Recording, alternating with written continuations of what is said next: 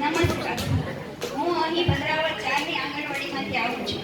તેથી હું પ્રીમિક્સ વિશે, પ્રીમિક્સના 3 પ્રકાર છે: બાળ શક્તિ, પૂર્ણ શક્તિ, માતૃશક્તિ. એમાંથી હું કિશોરીમાં આવું છું, તેથી હું પૂર્ણ શક્તિ વિશે 2 શબ્દ કહીશ.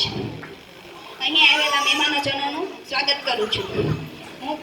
અમે દર મહિને 4 પેકેટ પૂર્ણ શક્તિના આપે છે. આથી તેમાંથી ઘઉંનો લોટ, શર્કરા, સોયાબીનનો લોટ, મકાઈનો લોટ, ખાદ્ય વનસ્પતિ તેલ, ચોખાનો લોટ, ચણાનો લોટ ઉમેરેલા વિટામિન અને તેમજ ખનિજ તત્વોનો પેકેટમાં આવેલા હોય છે.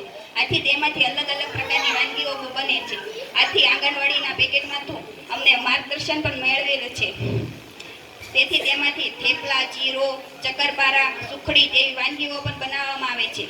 અને આથી તેમાંથી બનાવેલી વાનગી હું ખાઉં છું, તેથી મારું વજન વધ્યું છે. તેમાંથી 40થી વધુ પણ વાનગીઓ બને છે.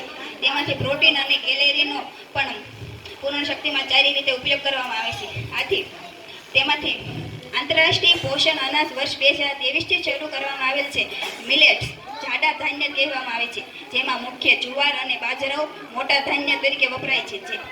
ચામો, મોરૈયો, રાગ, કાંગ એ નાના ધાન્ય તરીકે વપરાવામાં આવે છે. તેમાંથી પુષ્કળ પ્રમાણમાં આર્યન મળી આવે છે, તેથી શરીરમાં લોહી વધારવામાં ઉપયોગી છે. મિલેટ્સનો સંગ્રહ કરે છે. મિલેટ્સ માટે રાસાયણિક ખાતરોની જરૂર નથી. મિલેટ્સ મોટા ભાગે જીવત મુક્ત હોય છે. મિલેટ્સ બહુવિધ સુરક્ષા આપે છે. અસ્તુ.